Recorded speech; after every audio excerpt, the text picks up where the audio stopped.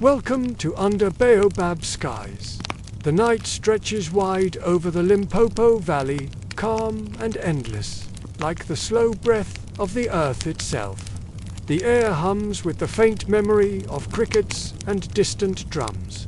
Beneath the towering baobabs, where shadows curve like folded arms of ancestors, a story waits to be told, story carved from sweat, dust, and the glint of gold hidden deep in the belly of the soil. Long before foreign ships arrived on distant coasts, the Tsonga people already knew the language of the rivers. They knew that the Limpopo was not just water, it was a living spirit, a vein of life cutting through the land. And along its edges, where the mud shimmered in morning light, men and women would kneel, scooping, sifting, singing to the river that gave and took in equal measure. Each grain of gold they sought was a message from the ancestors, a whisper that the earth was generous, but also watching. The miners learned early that greed brought storms, and that no hand could claim more than it was meant to hold. Before digging began, the eldest among them would raise his staff to the dawn and pour a libation into the earth, honey, water, or millet beer, speaking words so old that only the wind remembered their full meaning. This wasn't just a ritual. It was a promise to listen, to respect, and to take only what was offered. Gold was never merely wealth to the Tsonga. It was power, medicine, and story. Women wore it in their beadwork, shining softly on their foreheads as a symbol of their connection to the earth's gifts. Healers ground it to dust for sacred mixtures, believing it held the land's own life force. Chiefs used it to honor guests or to trade across distant paths from the Indian Ocean's edge to the kingdoms that rose beyond the Limpopo plains. Yet in every glittering fragment lay a burden, the labor, the heat, the calloused hands of those who found it. To be a miner was to be both warrior and poeter, fighter of stone and silence. The river did not easily reveal its secrets. Days of searching could yield nothing but blistered palms and aching backs. Still, each morning the miners returned, following omens, a fish's jump, a bird's call, a shift in the color of the soil. The land spoke to those who listened with patience. When the rains came, the rivers swelled and reshaped the earth, carrying new veins of gold within their muddy torrents. This was both gift and trial. The miners' huts might be swept away, yet when the water receded, they would find the river's fresh offerings glinting under the sun. So they learned to read the floods as scripture, a renewal that mirrored life itself, a reminder that loss and gain were two sides of the same current. The Limpopo region was not silent during these times. Children fetched water from the same river where their fathers toiled. Women sang as they panned for gold dust in shallower streams, their laughter carried by the wind. Every village's rhythm pulsed to the heartbeat of work, the dull thud of wooden hammers against rock, the hiss of wet sand being sifted, the chant of effort rising with each sunrise. It was a symphony of survival and community. There were dangers, of course. The bush hid snakes and leopards. The river held crocodiles whose patience matched the miners' own. And sometimes, beneath the surface, the earth itself shifted, a quiet tremor that swallowed tools and lives alike.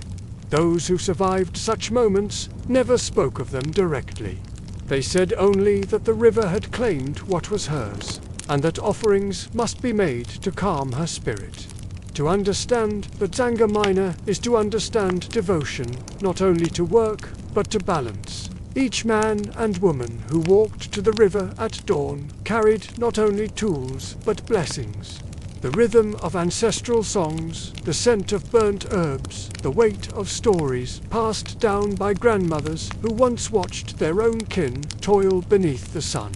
And so, when you picture a miner under that vast African sky, do not think of greed or conquest. Think, instead of prayer and persistence, of people who found beauty in struggle, who knew that even the smallest spark of gold could mirror the stars they slept beneath. Think of a people who saw their labor not as a way to own the earth, but to honor it. Tonight, as you listen, we will walk among them, from the first hopeful search in dry riverbeds to the songs sung when gold gleamed in their hands. We will follow their sweat, their faith, and their laughter as they labor under a sky that never stops watching. This is the story of endurance, of heat and humility, of men and women who found glory not in shining crowns, but in the shimmer of dust carried home in a calabash. And before this night is done, you will feel the pulse of that ancient rhythm, the whisper of shovels in soil, the hum of ancestral protection, and the heartbeat of the Limpopo herself. Thank you for joining us. If this story resonates with you, please subscribe and press the bell icon so you don't miss our next journey. You are now under baobab skies, and the story begins now. Have you ever wondered how someone could read the earth like a living book, not with maps or machines, but with their senses, their intuition, and a wisdom passed down through generations? Today, we journey to the Limpopo Valley, where the Tsonga miners do just that. By the end of this journey, you'll understand how they read the earth not as a resource to be taken, but as a living text, full of stories, warnings, and blessings. When the first breath of dawn touches the Limpopo Valley, it doesn't rush. It glides like a whisper across the reeds. The Tsonga miner listens before he moves.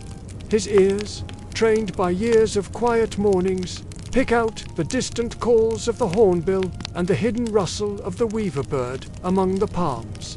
Each sound is an omen, each pause between the wind and a bird's wing a kind of scripture written in motion. To him, the river is alive. The way its surface shimmers tells stories older than the chiefs and longer than any song. He kneels by its edge, scoops a handful of earth, and rubs it between his fingers. The texture, whether it crumbles dry or clings with a faint, oily scent, tells him if the earth below hides something precious. This is a knowledge his father taught him, and his father's father before that. None of them learned it from books. Their lessons came from the rain, the wind, and a deep, unhurried patience. Each morning begins in silence. The miners do not rush to speak. They first greet the spirits of the valley, the unseen guardians believed to rest beneath the stone ridges and the ancient curling roots of baobab trees. They speak softly into the soil, asking permission to walk its belly and touch its golden bones. To an outsider, this might seem like superstition. But to the Tsonga, it is about balance. Gold is not simply a metal to them. It is the river's memory, hardened by time. To take it without asking is to disturb that memory, and the river, they believe, does not forgive easily. So they read the signs. If the fish leap too early in the morning, it means the ground below is still dreaming. It must not be touched. If the clouds curl low and dark without thunder, it's a warning from the ancestors about unrest in the earth. But if a single egret lands quietly on the shallow bend of a tributary and begins to feed, it is a blessing. The river is ready to speak its secrets. Sometimes, the miners follow the intricate trails of ants that wind toward the water. The Tsonga elders say ants know where the earth breathes. Where their paths meet, gold dust often lies nearby, hiding between layers of sand like a secret meant only for the patient. And so, the day unfolds in observation. The miners crouch near bends and gullies, watching how pebbles rest after a rain, how certain rocks carry a faint orange hue, how the river carves small curls along its edges. These curls, they say, are the river's handwriting letters of silt, marking where the heavy dust of gold might have gathered overnight. As the sun climbs higher, they begin to share murmurs of speculation. One miner might swear the river sang differently that week. Another might say he saw a frog with golden eyes, a sure sign of hidden wealth. Yet, laughter often follows these stories, for they all know that the earth plays tricks on greedy hearts. The land rewards patience, not haste. By midday, when the wind becomes hot and smells faintly of clay, they rest beneath the shade of fig and acacia trees. The youngest among them carry gourds filled with sour water and a pinch of salt to keep their strength. But before they drink, they pour a little onto the dust, a small offering for those who see what we cannot, they say. It's a gesture of respect, an acknowledgement that they are part of a larger, unseen world. Even in rest, their eyes continue to roam. The shadows of birds flying overhead, the subtle color changes at the river's edge. The rhythm of its current, all of it continues to speak. To read the land is not simply an act of looking. It is an act of listening with every part of your being. And when one miner finally points toward a shallow bend or a darkened stretch of gravel and says, "Here," the others nod quietly. There's no argument, no second guessing. They know the decision came not from guesswork, but from communion, the kind of knowing that lives deep in the bones. A certainty born from a day spent in conversation with the earth itself. This is the profound connection that allows them to find what they seek, not by force, but by listening to the land's quiet guidance. This deep listening is the foundation of their work. It's a philosophy that sees the world not as a collection of objects, but as a web of relationships. The miner is not separate from the river. He is in dialogue with it. The gold is not just a commodity. It's a gift from the earth, offered only when the right balance of respect and patience is achieved. This worldview is woven into every aspect of their lives, from how they gather food to how they build their homes. It's a powerful reminder that there are other ways of knowing, other ways of relating to our environment that modern society has largely forgotten. Think about the patience required. In our fast-paced world, we expect instant results. We use technology to probe, to drill, to extract with maximum efficiency. The Tsonga miner's approach is the complete opposite. His efficiency comes from his ability to wait, to observe the smallest details that most of us would miss. He understands that the river has its own rhythm, its own time. By aligning himself with that rhythm, he becomes more effective than any machine because he works with the earth, not against it. He is a partner, not a conqueror. This partnership is built on generations of accumulated knowledge. The story of the frog with golden eyes might sound like a simple folktale, but it's a coded piece of environmental data. Perhaps a certain type of frog only appears when specific minerals are present in the water, minerals that are often found alongside gold. The ant trails are not just random paths. They follow specific gradients and soil compositions that are favorable for their colonies. And these same conditions can concentrate heavy minerals like gold. What seems like superstition is, in fact, a highly sophisticated system of ecological observation refined over centuries. Every part of the landscape has meaning. The baobab trees are not just trees. They are living monuments, their roots intertwined with the spirits of ancestors and the history of the land. The hornbill's call is not just noise. It's a signal, a part of the morning's conversation. By paying attention to these details, the miners are tapping into a vast network of information. They are reading the language of an entire ecosystem. When they finally choose a spot, it's a moment of quiet consensus. The group trusts the individual who speaks because they know his conclusion is the result of the same deep listening they have all been practicing. It's a collective wisdom, shared and understood without the need for long debates.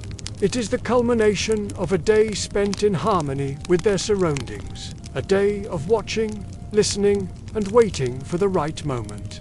The earth has spoken, and they have heard its voice. This ancient practice offers us a profound lesson. Perhaps the greatest treasures are not those we take from the earth, but the wisdom we gain by learning to listen to it. As the sun bleeds across the horizon, painting the sky in shades of amber and rose, the miners return to their settlement. The air, cool and crisp at dusk, carries the comforting perfume of wood smoke and the sharp, clean scent of wild sage. It's a scene of simple, profound peace. Children, their laughter like tiny bells, chase each other around the flickering fires, their small forms dancing in the orange glow. Nearby, the elders sit, their faces etched with the wisdom of years, shaping the day's findings, the small victories and lessons, into stories that will be passed down through generations. But if you look closer, away from the warmth of the main fires and the lively chatter, you'll find a quieter group. By the soft, pulsating light of embers, a cluster of miners sits. Their hands are not idle. They are carving, weaving, and whispering. Their focus is intense, their movements practiced and deliberate. They are not just passing the time, they are preparing for the dawn, for the work that sustains them all. The tools they are making are not ordinary implements of labor. They are extensions of themselves, vessels of hope and quiet determination. Each tool carries the breath of its maker, his hopes for a bountiful day, his fears of returning empty. Look at this broad wooden pan, being shaped from a single piece of wild fig wood. See how the carver's hands move with a practiced grace, sanding the surface until it is as smooth as river stone. It must not offend the gold dust, they believe. Any roughness, any imperfection, might cling to the precious grains and refuse to let them settle. The sieves, too, are crafted with immense care. They are woven from palm fronds, chosen for their strength and flexibility. The weave must be tight enough to hold back the larger stones, but yielding enough to let the sand and water pass through freely. It's a delicate balance, one learned over countless hours of practice. Even the small gourd, destined to hold the first washed grains of gold, is treated with reverence. It is polished with ash and song, its surface gleaming in the firelight, ready to receive the river's gift. Long before the first hint of dawn touches the sky, a soft sound begins to ripple through the settlement. It's not the sound of work, not yet. It is the sound of prayer. These are not loud, boisterous calls to the heavens, but quiet murmurs, as steady and constant as a heartbeat. The miners call to the river mothers, the ancient spirits who govern the flow of the water and the treasures it holds. They call to the spirits of the soil, asking permission to disturb the earth, and they call to their ancestors, those who first followed the great Limpopo River, trading salt and ivory, and who learned the secrets of the land. Each man takes a small amount of ochre, a rich red earth pigment, and smears it on his face. This simple mark is a powerful symbol. It declares him as both a worker, ready to toil, and a worshipper, approaching the sacred task with humility and respect. An elder, his face a map of time, steps forward to the central fire. He takes a pinch of finely ground snuff and sprinkles it into the flames. As he chants in low, resonant tones, the smoke begins to rise. It doesn't dissipate quickly, but climbs in a slow, deliberate spiral, a visible bridge between the world of the seen and the world of the unseen. The miners believe this smoke carries their intent.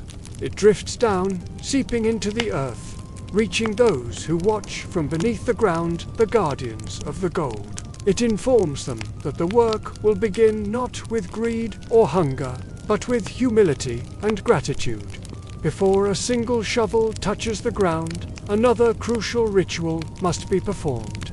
Each miner approaches his chosen spot along the riverbank. He crouches down, places his right palm flat against the cool, damp soil, and whispers his name. This act is a pact, a binding of his spirit to the day's fortune. It's a personal introduction to the earth, a way of saying, I am here, and I come in peace. It is also believed to shield him from the jealousy of unseen beings who might otherwise covet the river's wealth and hide it from him. No one dares to dig without this ritual. The old stories are still told around the fire tales of those who, in their arrogance or haste, ignored this rite. They found their pans empty day after day, even when the sand around them glittered with promise.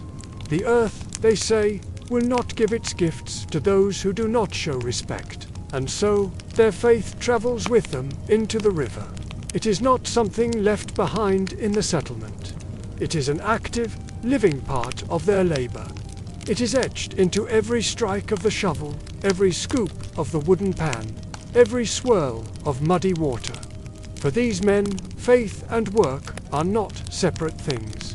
Faith is the rhythm that steadies the hand when fatigue sets in.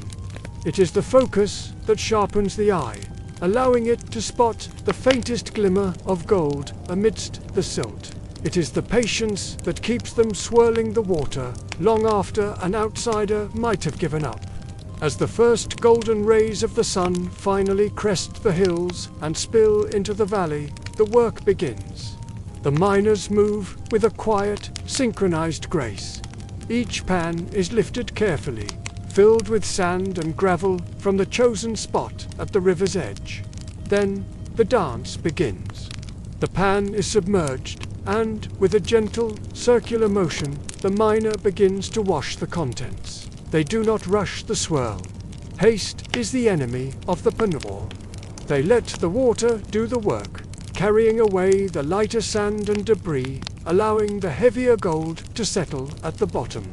They whisper old songs, the melodies keeping their pace steady and their minds focused. The rhythm of the song matches the rhythm of the water, creating a moving meditation. For hours, the valley is filled with a symphony of simple sounds. The scoop of sand, the swirl of water in the wooden pans, the soft pour as the excess is discarded. It is the sound of water lapping against wood, the scrape of gravel, the collective sigh of men breathing in sync with the river's own pulse. To an outsider, watching from a distance, the work might look repetitive, even monotonous, but for the miners, it is anything but. It is a prayer made visible. Each circular motion is a repetition of their plea. Each careful pour, a demonstration of their patience. They are not just washing dirt. They are participating in a sacred conversation with the river, a dialogue that has been going on for generations. The sun climbs higher in the sky, beating down on their backs, but they remain focused. Their eyes are fixed on the contents of their pans, watching for that telltale sign. And then it appears, a tiny, brilliant fleck, shining with a light all its own, nestled in the dark, heavy sand at the bottom of the pan. A small smile might touch a miner's lips, but there are no shouts of triumph. The discovery is a private, sacred moment.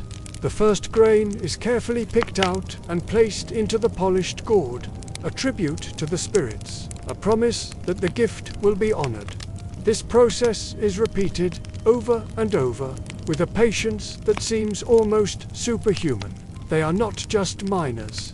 They are artists, priests, and philosophers of the river, their lives shaped by its currents and its enduring, hidden treasures. This is more than a search for wealth. It is a way of life, a testament to the profound connection between humanity, nature, and the spiritual world that binds them together. By late afternoon, the oppressive African heat seems to press down on everything.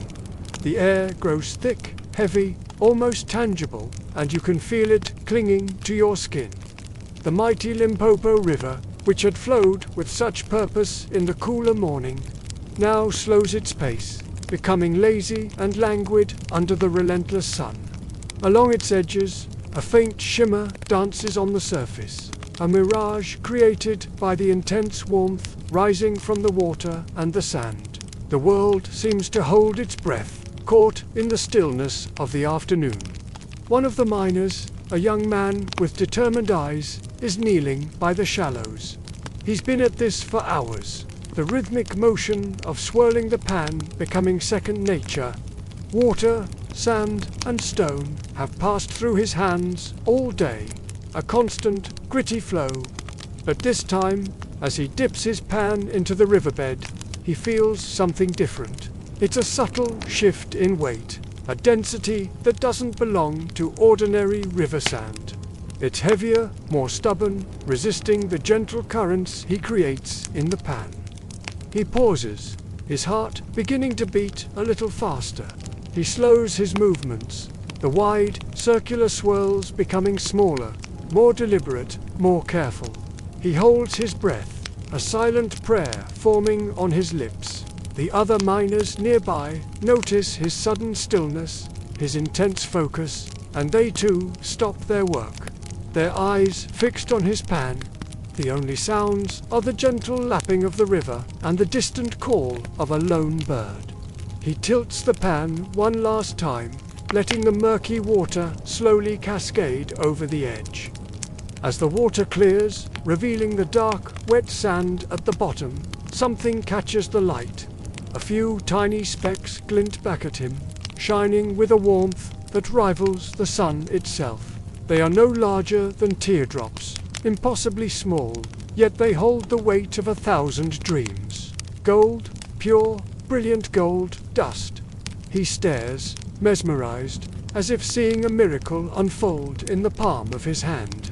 It isn't a nugget, not a vein, but it's a promise, a sign. A quiet ripple of awe, not of excitement, passes through the group. There are no shouts of triumph, no whoops of joy. Instead, a profound silence falls over them, a shared moment of reverence. One by one, they kneel together by the water's edge, a silent congregation of hopeful souls. Each man, young and old, presses his hand to the cool, damp earth, a gesture of deep connection and respect. It's a silent acknowledgement of the gift they've just received. Then, the eldest among them, a man whose face is a roadmap of a long and storied life, slowly rises to his feet. His movements are graceful, unhurried. He takes the pan from the young miner's hands, his own hands, steady despite their age. He holds it carefully, as if cradling something sacred, and lifts it toward the sky, offering it up to the vast, blue expanse above. The tiny specks of gold catch the sunlight, flashing like captured stars. The elder's voice, when he speaks, is low and gravelly, carrying the wisdom of generations. He says the words his grandfather once told him, the same words his grandfather's grandfather spoke before him. The earth remembers. It is a simple phrase, yet it holds a universe of meaning. It is a declaration of gratitude for the earth's generosity, but it is also a solemn warning, reminder that the earth also remembers disrespect, greed, and imbalance. It remembers those who take without giving back. Their first act is not one of claiming, but one of offering. They understand that this find does not belong to them alone. It belongs to the river, the lifeblood of their land, the ancient spirit that has nurtured their people for centuries. The elder carefully pinches the first few grains of gold between his weathered fingers. He leans over the water and lets them fall.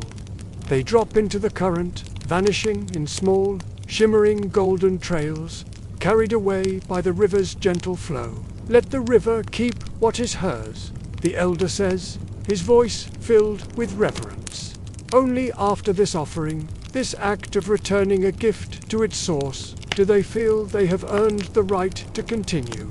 They resume their work, but with a renewed sense of purpose and a lighter spirit. The tension of the afternoon has broken. As the sun begins its slow descent, painting the sky in fiery shades of orange, pink, and purple, Laughter finally returns to the riverbank. The sounds of joy are soft, not boisterous, echoing the gentle spirit of the land itself. By the time the last rays of light fade, the village hums with a peaceful, contented energy. The day's work is done. The air is filled with the comforting rhythms of daily life. The steady, percussive sound of women pounding maize into flour. The happy chatter of children as they fetch water from the well, their small buckets sloshing. The men, gathered in small groups, share the story of the day's find. Their voices, low and animated, they pass around the pan, letting everyone see the small treasure nestled within. But beneath their smiles, behind the celebration, lies a quiet, unspoken discipline. They know this is just the beginning. Tomorrow, they will rise before the sun, their bodies tired but their spirits willing. They will return to the river, to the same spot, with the same pans and the same hope. They understand that one glimmer of gold is not a harvest. It's not a guarantee of wealth or an end to their struggles. It is a beginning. It is a sign that their patience has been rewarded, that their connection to the land remains strong. It is an invitation from the earth to continue their patient search. As the first stars begin to awaken in the vast, velvet expanse of the night sky, the village gathers once more. They assemble under the protective branches of the ancient baobab tree, its massive trunk a silent witness to countless generations. Its silhouette stands dark and majestic against the star-dusted heavens. The river hums a soft lullaby in the distance, its surface reflecting the pinpricks of celestial light. The faint, warm glow of village fires casts long, dancing shadows, creating an atmosphere of intimacy and peace. The elder, seated at the base of the great tree, speaks again. His voice is even softer now, almost a whisper, but every person listens with rapt attention. He looks at the faces around him, illuminated by the gentle firelight, faces filled with hope, weariness, and a deep, abiding strength. Gold is not our wealth, he says, his words carrying on the cool night air. We celebrate the find, and we are grateful for it. But do not be mistaken. This shiny dust is not what makes us rich. He pauses, letting his words sink in. He looks toward the dark, flowing river, then back at his people. Our wealth, he continues, his voice resonating with profound truth, is that the earth still speaks to us. Our wealth is that we still know how to listen. Our wealth is this river, this land, and each other. The gold is merely a whisper from the earth, a reminder that she has not forgotten us. The others nod in silent agreement. They understand the true treasure isn't the metal in the pan. It's the enduring relationship they have with the world around them. It's the knowledge passed down through generations, the respect for the natural cycles, the unity of their community. The river hums on in the distance, a constant, reassuring presence, as if agreeing with the elders' wisdom. It carries their collective gratitude, their quiet hopes, and their silent promises into the deep, dark, and beautiful African night. The sun hasn't yet breached the horizon, but here, in the heart of the Limpopo Valley, the day has already begun. It doesn't start with words, but with a sound, a rhythm that seems to rise from the very mist clinging to the river. Before the first pan even kisses the water, a single voice cuts through the quiet. It's a low, steady, ancient hum. It's a sound that carries the weight of history, the cadence of footsteps, and the very beat of a human heart. Soon, another voice joins, then a third, and then a chorus, until the entire valley seems to hum with the collective breath of men preparing to meet the earth. They are the Tsonga miners, and this is their morning ritual, a tradition as old as the river itself. Hiyo Mazwiri. The chant isn't just a song, it's a living thing, It bends and flows like the great river they work beside. Each syllable is perfectly timed, a counterpoint to the swing of a hoe, the tilt of a pan searching for treasure, the scoop of a hopeful palm. In this world, the line between work and song dissolves. The work becomes the song, and the song becomes their very breath, their strength. The Tsonga miners have a profound understanding of the human spirit. They know that silence on the riverbank is a heavy burden. Silence invites fatigue, lets the mind wander to the ache in the back, the strain in the shoulders. But music carries strength. It lifts the spirit, lightens the load, and binds them together as one. Each verse of their chant tells a small, vital truth. They sing of the ancestors, the very first to discover the glittering dust hidden beneath the layers of silt and clay. They sing of legends, of brothers who were once lost to the river's powerful floodwaters, only to return in dreams, guiding their kin to new pockets of gold. The refrain is a roll call of these names, a way to keep their memory and their courage alive in the hearts of the living. It's a promise that no one is ever truly forgotten here. The work itself is a dance, a carefully choreographed sequence of movements passed down through generations. The digging line moves with a discipline that borders on perfection.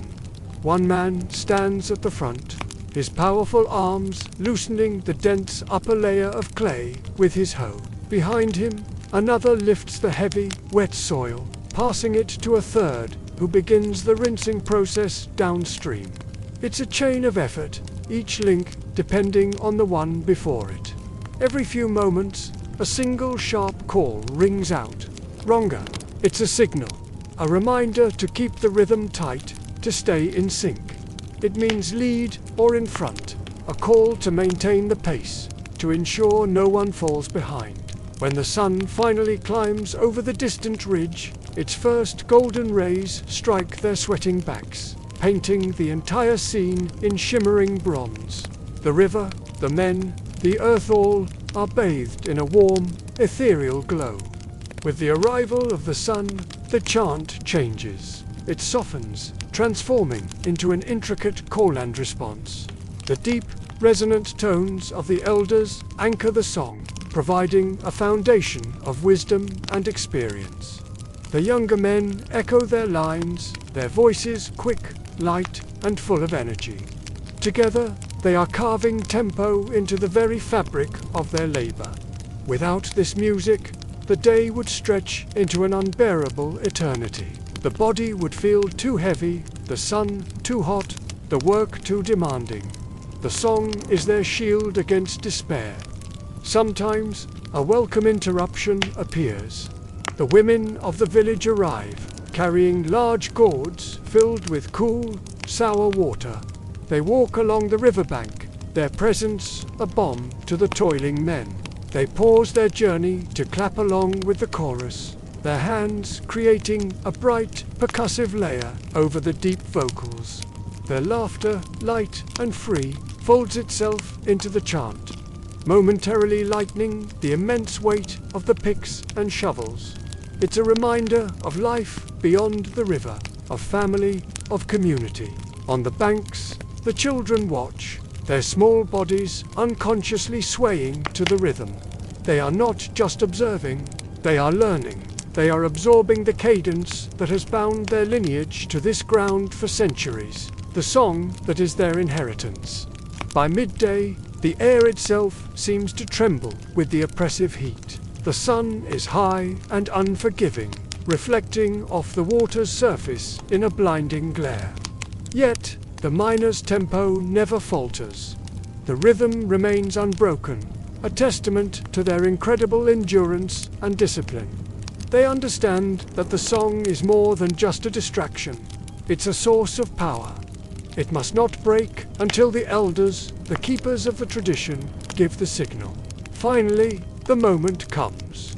The leader, a man whose face is a roadmap of years spent under this very sun, raises a single hand.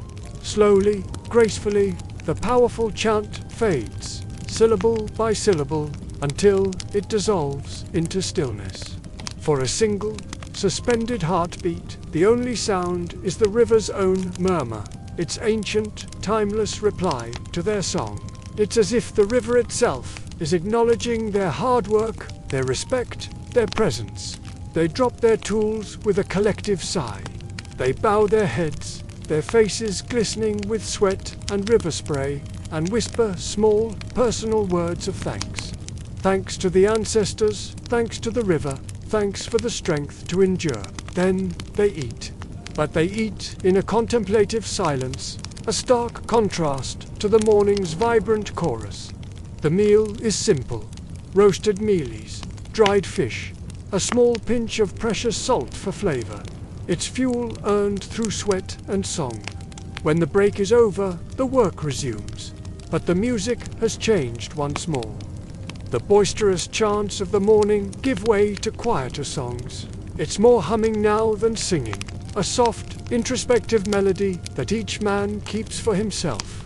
Each note is a thread, intricately tying their labor to their spirit, their bodies to the earth, and their present to the past. It's the sound of resilience, the quiet hum of hope under the vast African sky. This is the rhythm of the river, the rhythm of life. As the sun climbs to its peak, the Limpopo River transforms. Its gentle morning demeanor vanishes, replaced by a fierce, unyielding heat. The riverbanks, once soft and pliable, now crack under the relentless sun. The clay stiffens into a stubborn armor, and with every swing of the hoe, a dull, jarring vibration travels up the arms of the miners, a constant reminder of the earth's resistance. They are not merely digging. They are negotiating with the land, seeking the treasure it holds. Deep beneath the sun-baked surface, in layers of dense, uncooperative mud, the gold hides. It's a shy lightning, a fleeting promise trapped within the earth, waiting for patient hands to uncover it. This is where the real work begins, a test of will against the elements, a slow, deliberate dance with the river. The work is a meditation on patience, a rhythm measured not by the ticking of a clock, but by the steady beat of their own hearts. Imagine kneeling for hours, waist-deep in a thick slurry of mud and water. Your feet struggle for purchase on the slippery ground, and your fingers, plunged into the cold earth, grow numb and lose their feeling. Every movement is calculated, every action deliberate. A single misplaced thrust of the hoe, a moment of lapsed concentration, could be disastrous. It could trigger a collapse, a wall of wet earth giving way, burying not just the day's hard-won labor, but potentially the miners themselves. And so, they move in a practiced, unspoken harmony. It's a choreography born of necessity and experience. 3 breaths for a dig, a deep inhalation as the tool bites into the mud. 2 breaths for the lift, a controlled exhalation as they heave the heavy soil. And 1 breath for a pause, a brief moment of stillness to assess, to listen, to feel the ground beneath them. This rhythm is their shield. It's a discipline that transcends mere work. It's a lifeline that keeps them safe in this precarious world, a shared cadence that binds them together against the ever-present dangers of the pit. Danger is a constant companion here, an unseen presence that lingers in the air. Some days it whispers its arrival. The pit walls will let out a soft sigh, a subtle shift in the earth, a gentle warning that the ground is unstable. The experienced miners know this sound.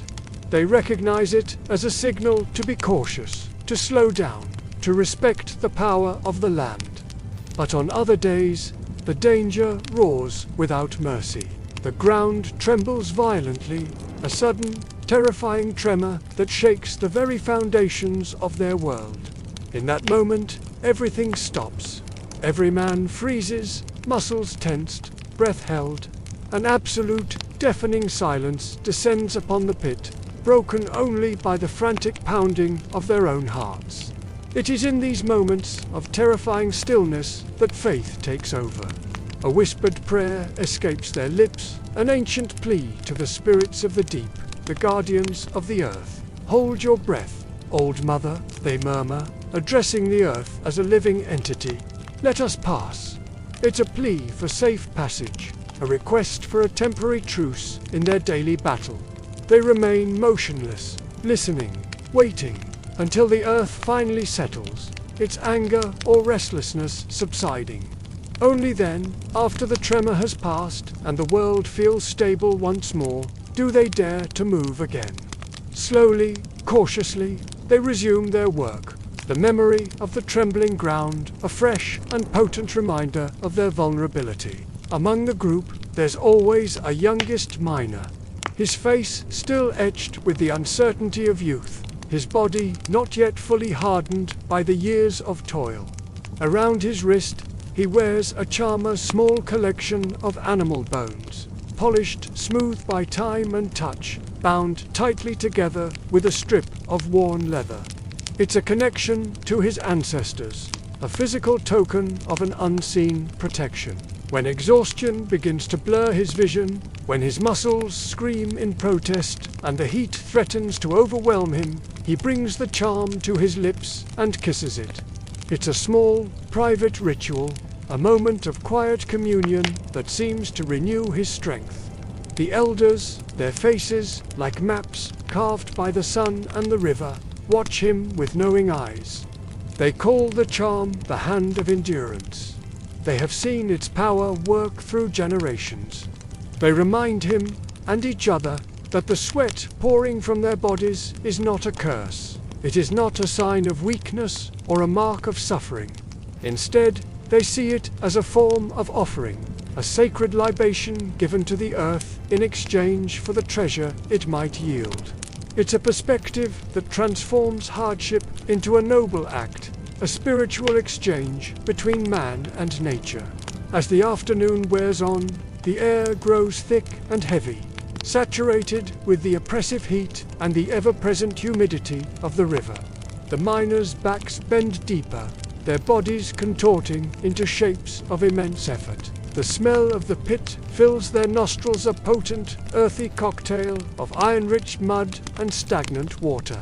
It's the scent of their livelihood, the perfume of their struggle. Yet, even in these worst hours, when fatigue gnaws at their bones and despair whispers at the edges of their minds, a sound of defiance rises from the pit. Someone, somewhere in the group, begins to hum. It's a soft, simple tune, a melody that drifts over the sounds of digging and scraping, like a dragonfly flitting over the surface of a murky pool.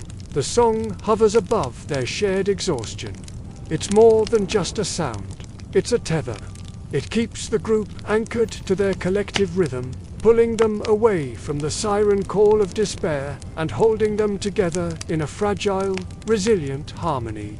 As the fierce African sun begins its descent, painting the sky in hues of orange and purple, the most arduous part of the day's physical labor begins. The miners haul the heavy, woven baskets filled with gravel and mud up the steep, slippery inclines of the riverbank.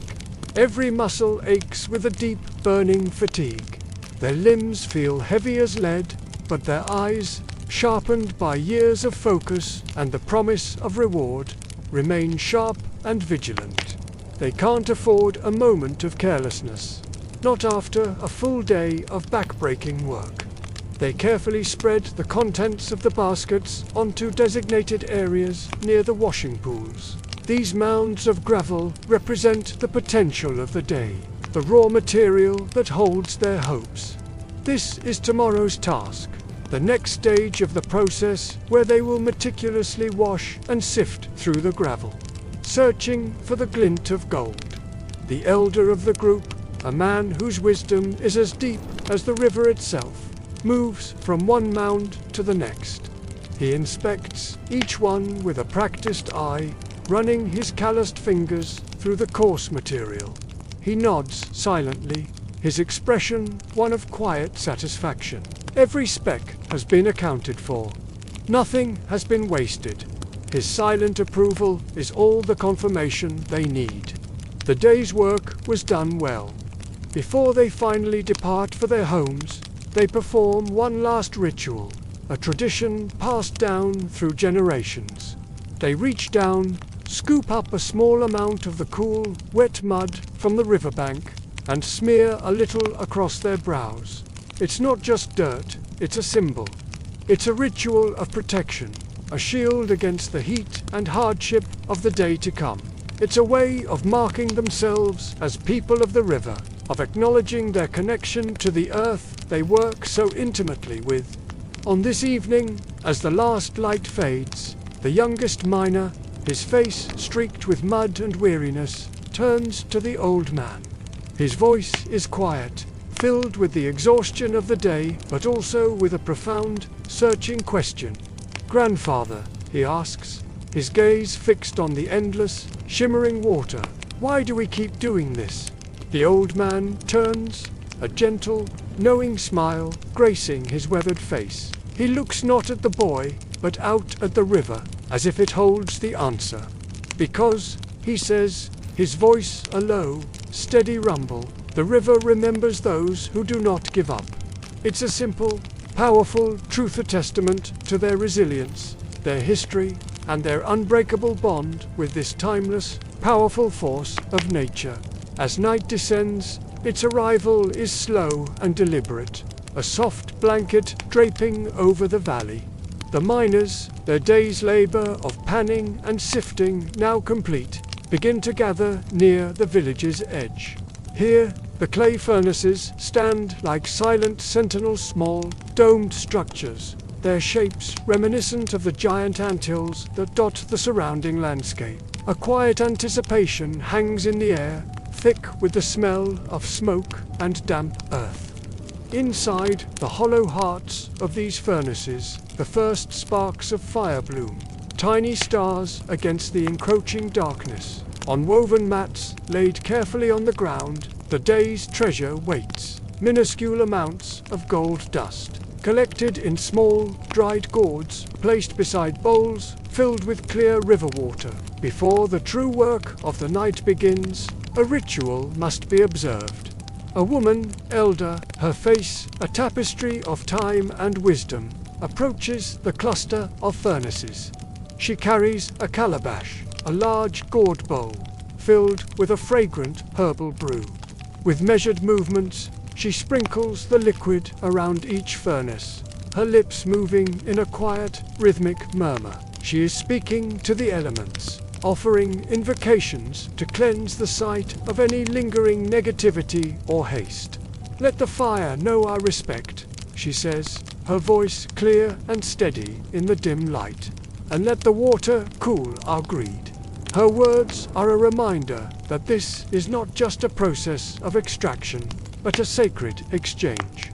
The fire is not a tool to be commanded, but a spirit to be honored. The gold is not a prize to be won, but a gift to be received with humility. The brew hits the nascent flames, creating brief, ethereal bursts of blue sparks that dance and disappear into the night, a sign that the spirits have accepted their offering. The space is now consecrated, ready for the transformation to begin. The process of smelting is one of patience, a slow dance between human hands and elemental forces. The miners move with a practiced grace, a choreography passed down through generations. They carefully mix the precious gold dust with fine charcoal powder, a combination that will coax the metal from its earthy impurities. This mixture is then pressed into small clay crucibles, each one shaped by hand and fired to withstand the intense heat to come. Then, fire and breath begin their work in unison. One miner kneels, fanning the flames with a woven palm leaf, encouraging the embers to glow brighter. Another carefully feeds small, dry twigs into the glowing mouths of the furnaces, sustaining the heat. The air hums with the sound of burning wood, a steady, rhythmic drone that merges with the low, melodic song the miners begin to chant. It's a hymn of balance, its notes rising and falling with the flickering flames, a song that speaks of the delicate equilibrium between destruction and creation, of taking and giving back. As the heat inside the furnaces intensifies, a kind of magic begins to unfold. The crucibles glow, first a dull red, then a brilliant, pulsing orange. Within them, the gold dust surrenders to the fire, melting and coalescing.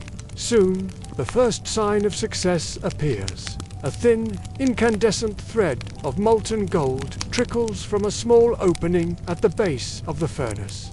It flows down a carefully prepared channel and into a shallow pit lined with fine ash, which prevents the precious metal from sticking. The liquid gold pools in the pit, its radiant glow reflecting on the faces of the miners who watch in silent awe. It's like a sunrise captured at midnight, a piece of the sun brought down to earth. There is no cheering, no boisterous celebration. Instead, a profound reverence settles over the group. The moment is too sacred for loud noise. One man, chosen for the honor, dips the end of a long stick into the molten stream.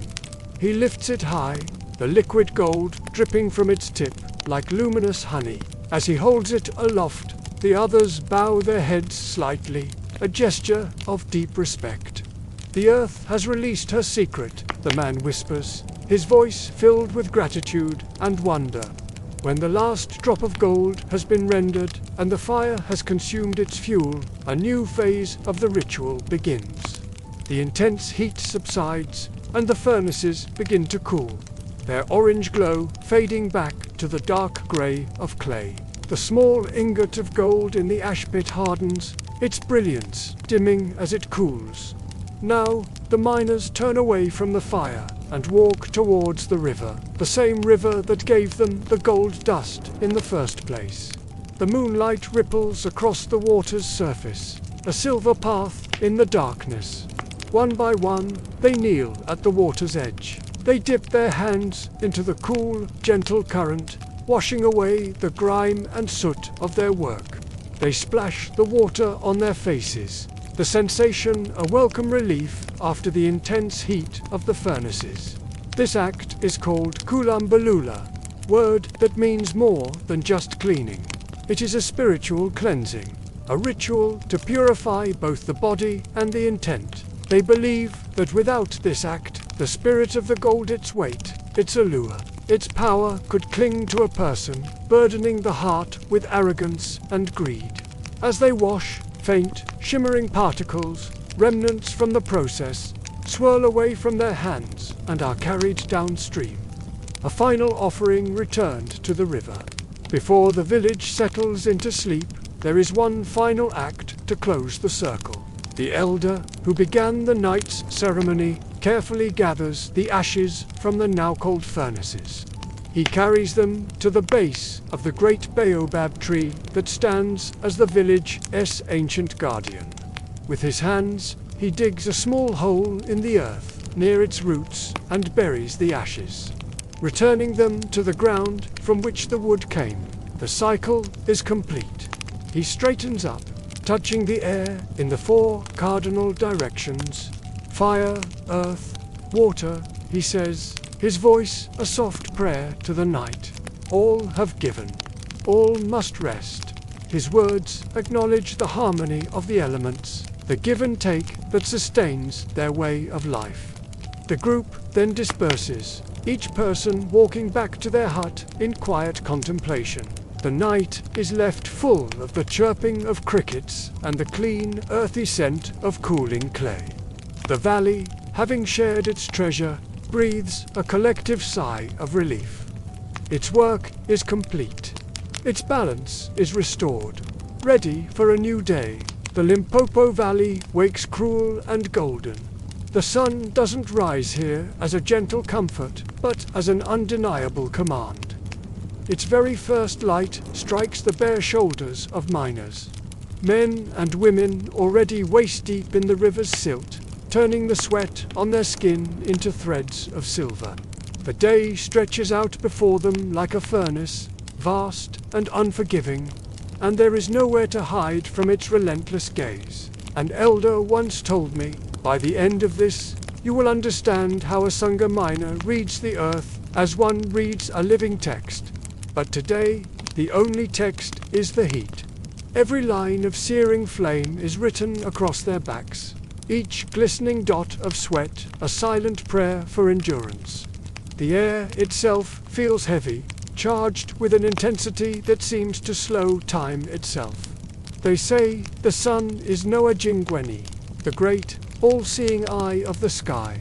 It perceives everything: falsehood and courage, deceit and honesty, all laid bare beneath its unwavering light.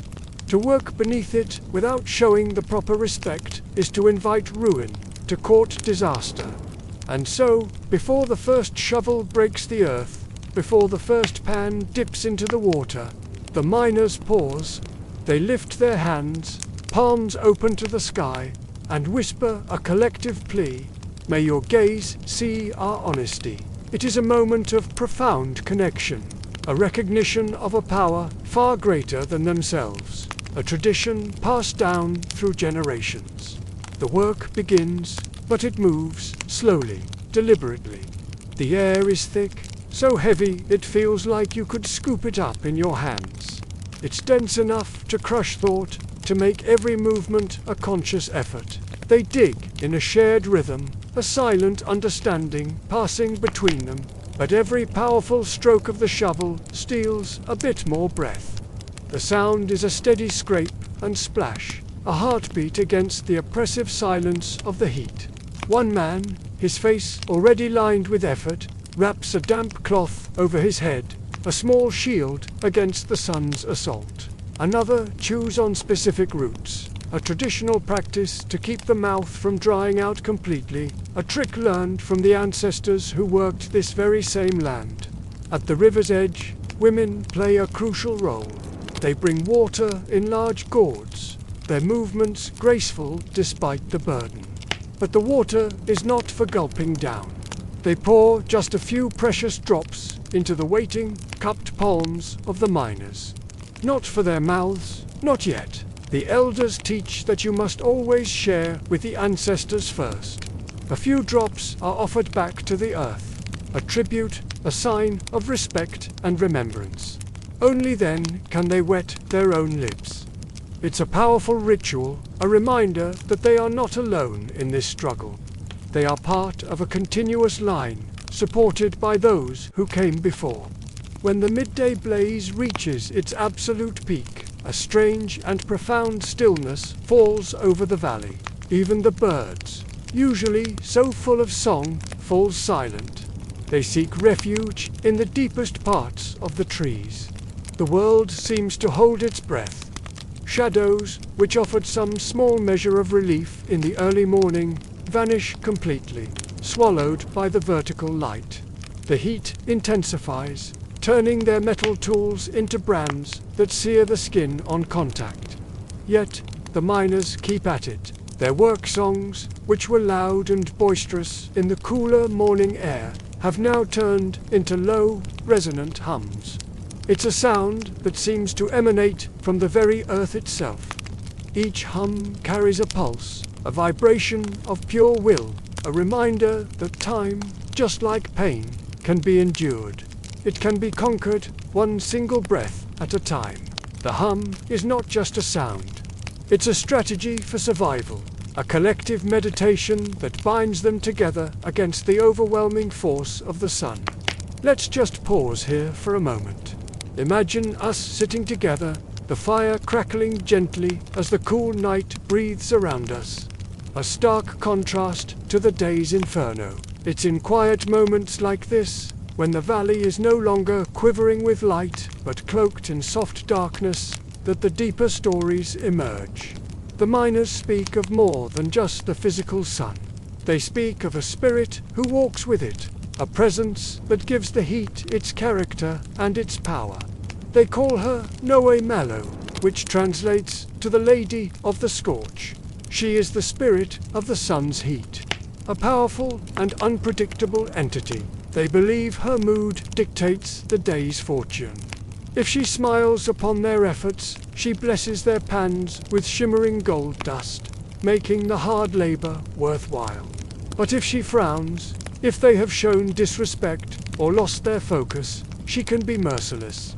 She blinds the seekers with the salt of their own sweat, making their vision blur and their task impossible. Her moods, they say, shift with the passing clouds. A wisp of a cloud might be a momentary reprieve, a sign of her fleeting mercy. A clear, endless sky is a sign of her unyielding test.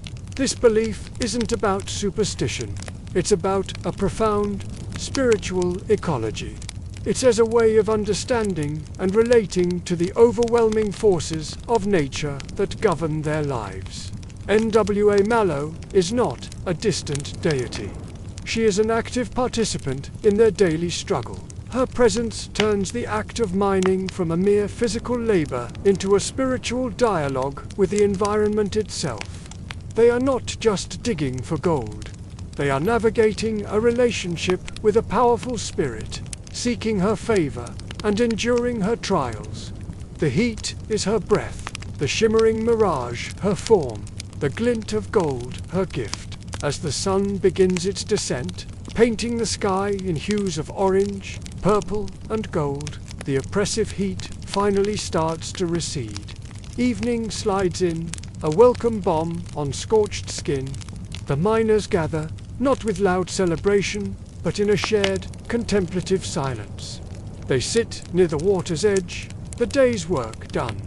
Their skin burns, a testament to the sun's relentless power. Their eyes water from the dust and the glare, but beneath the exhaustion, a quiet, unshakable pride glows from within them. The sun, Noah Jingwini, has tested them. The Lady of the Scorch, Noah Malo, has watched them. And they did not falter. They did not flee her gaze. They stood their ground, met the challenge with respect and endurance, and were found worthy. The golden reflections of the twilight sky flicker off the ripples in the water, mirroring the gold they seek and the inner fire that kept them going.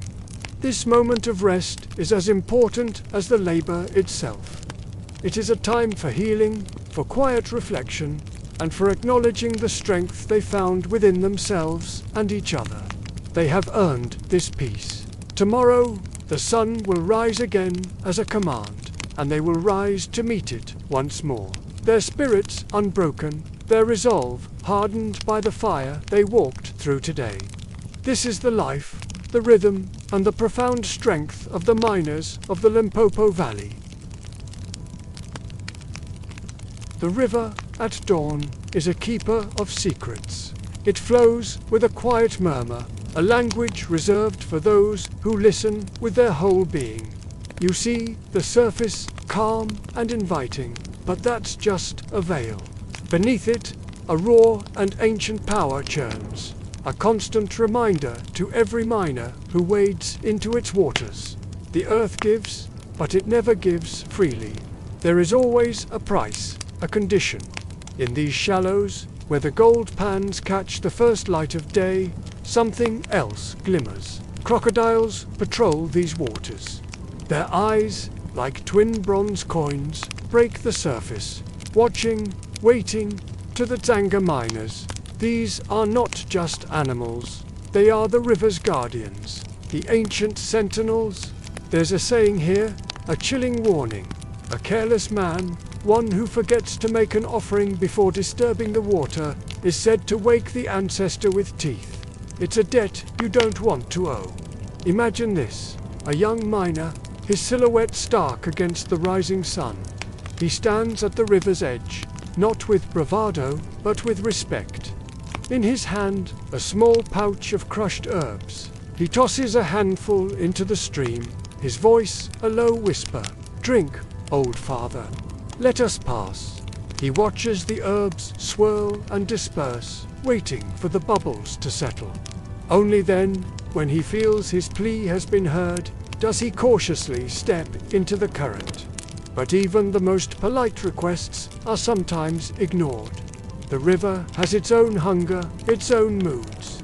There are stories, told in hushed tones around the evening fires, of men who were there one moment and gone the next. No splash, no cry for help, just an empty space where they once stood, pulled silently into the depths. These stories hang in the air, a heavy fog of caution that envelops the entire community. It's a stark lesson in humility, a reminder that they are guests in a realm that is not entirely their own, and the dangers don't end at the water's edge. The forest that crowds the riverbanks holds its own trials, its own silent judges. Pythons, masters of camouflage, coil in the hollows of fallen logs, their patience as ancient as the trees themselves. They are invisible, a part of the landscape, until they choose to be seen. There's a story they tell of a miner, a man named Tsonga. He was bent over, reaching for a gold pan that had slipped from his grasp and clattered into the undergrowth. As his hand stretched out, a python's head rose beside his arm, its movement slow, deliberate, almost regal. The other miners froze, their breath caught in their throats. Words of invocation, ancient pleas, were whispered into the tense silence. The snake, still and unblinking, simply watched him. It measured his fear, his respect. After a long, heart-stopping moment, it lowered its head and slid away, vanishing back into the shadows. The elder of the group, a man with eyes that had seen many seasons, finally spoke. "She is Noah, Tylo," he said, his voice filled with reverence. The watcher between the earth's ribs, she was measuring our fear, reminding us where we stand. Let's just pause here for a moment. Can you feel it? The gentle crackle of the fire, the night air breathing around us. This is the atmosphere where these stories are born and shared, where the lessons of the day are absorbed into the soul of the community. It's in these quiet moments that the boundary between the physical and the spiritual becomes thin, almost transparent. But not all the beasts of this land are so forgiving, so philosophical in their encounters. As dusk settles and the sky bleeds into shades of orange and purple, a different predator begins to prowl. Leopards, drawn by the mingled scents of smoked fish from the miner's supper and the raw smell of human sweat, stalk the outer ridges of the camp. Their presence is a dual-edged sword. It is both a source of primal terror and a powerful omen. To see a leopard at sunset is a sign that the ancestors are restless, that something is out of balance. Its cry, a rasping cough that cuts through the twilight, is a direct warning to the village. It means a spirit has worked too long without rest, pushed too far into the earth's domain without showing proper gratitude. When this happens, the miners act immediately. They burn dried aloe near the riverbanks, the fragrant smoke rising in plumes, an offering to cleanse the air and appease the watchful spirits. It's a ritual of restoration, an attempt to mend the delicate fabric they've torn. The Tsonga people understand something profound. Danger, in its many forms, is a dialogue. It's a conversation with the land. The crocodile, the python, the leopard. They are not just threats, they are messengers. They remind the miners that power is not a one-way street. The same earth that yields glittering gold also feeds the claw and the fang. It is a cycle of giving and taking, of life and death, and they are but a small part of it. The wise among them do not curse this balance. They don't fight it. They nod in understanding. They whisper their thanks for the python that showed mercy, for the leopard that only warned, for the crocodile that remained hidden. They are grateful for whatever cosmic bargain spares them to see another sunrise, to pan for another day. And so, before they retreat from the river's edge, you might see a miner's hand, weathered and strong. Place a tiny offering on a rocker, single bead, perhaps, or a small coin, a gesture of respect, a quiet acknowledgement of the powers that be, before stepping back into the mist, hoping their thanks have been accepted. This daily dance with danger shapes more than just their work. It shapes their entire worldview. It fosters a deep, unshakable respect for the natural world. Children are not taught to conquer the wild, but to coexist with it. They learn the language of the birds, the meaning of a shift in the wind, the significance of a snapped twig. They learn that the forest and the river are not just resources to be exploited, but living entities with their own rules, their own spirits.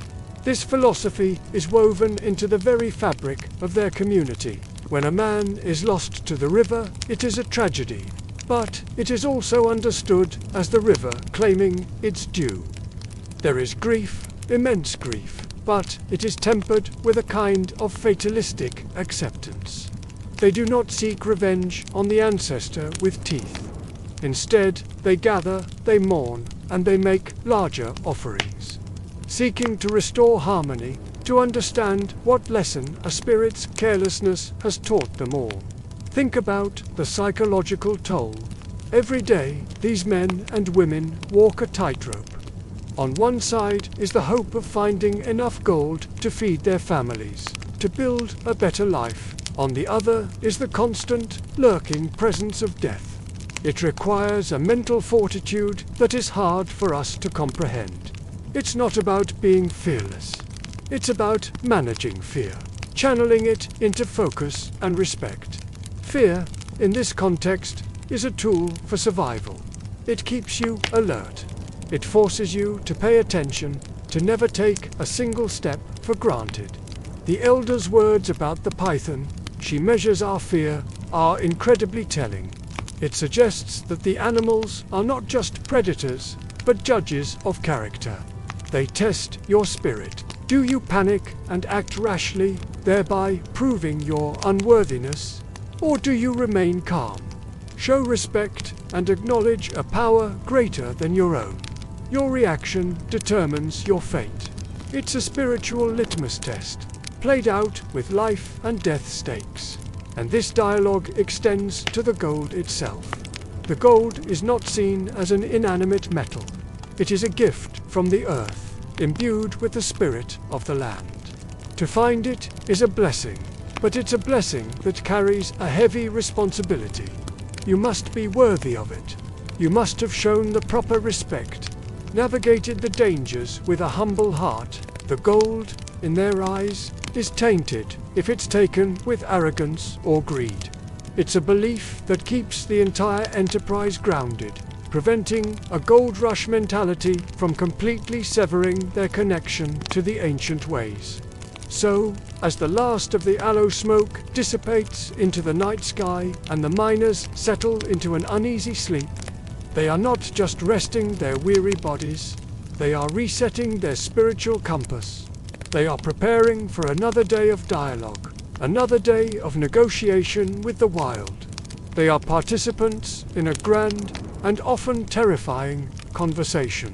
The river will be waiting at dawn, with its secrets and its guardians. The forest will be there with its silent watchers. The leopards will patrol the ridges, and the Tsonga miners will be there too, with their pans, their prayers, and their profound understanding that to take from the earth, you must first be willing to give it your absolute, unwavering respect. It's a lesson written not in books, but in the glint of a predator's eye and the silent pull of the current. A lesson in survival and in spirit.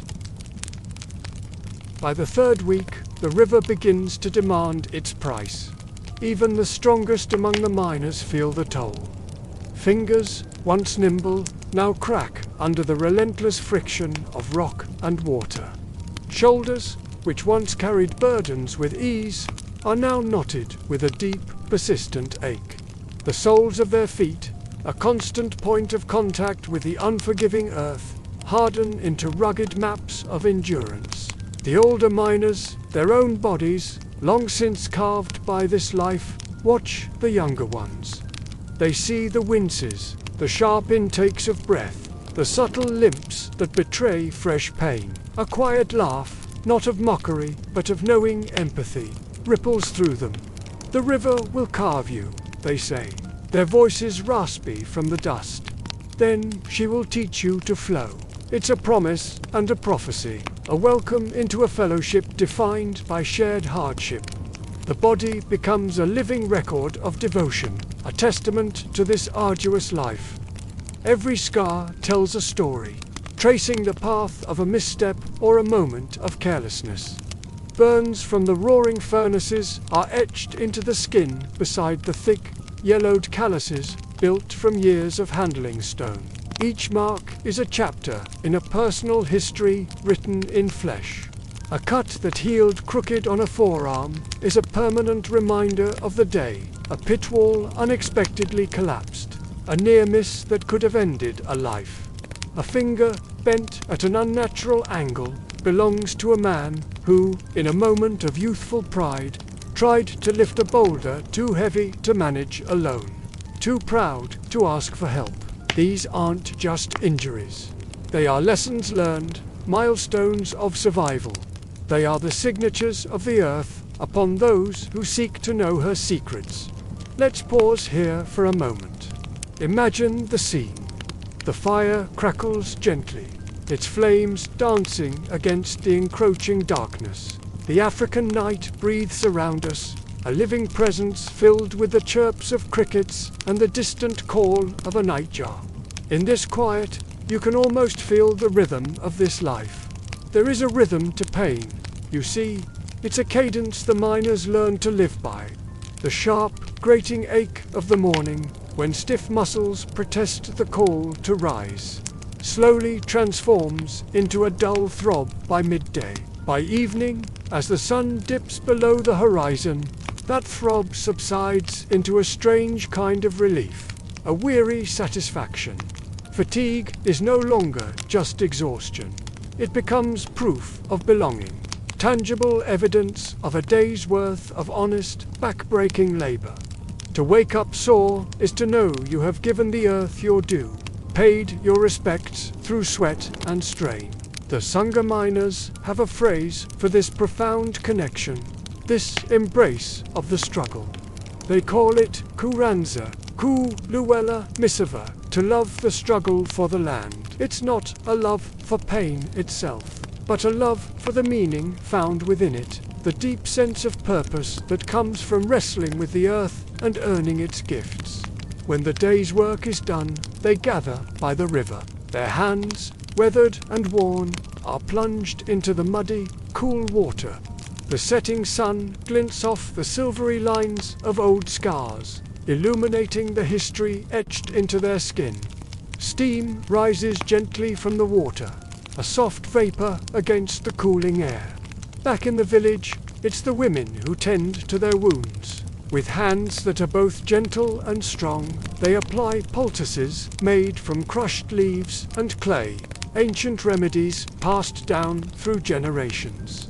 As they work, they hum songs of healing, melodies that sound like the river wind whispering through the reeds. The tunes are low and soothing, carrying a power that transcends mere medicine. In these moments of quiet care, some of the men, even the toughest, weep. Their tears are not of sorrow, but of overwhelming gratitude for the relief, for the care, for the simple fact of having survived another day. The village elder, watching this ritual, nods sagely.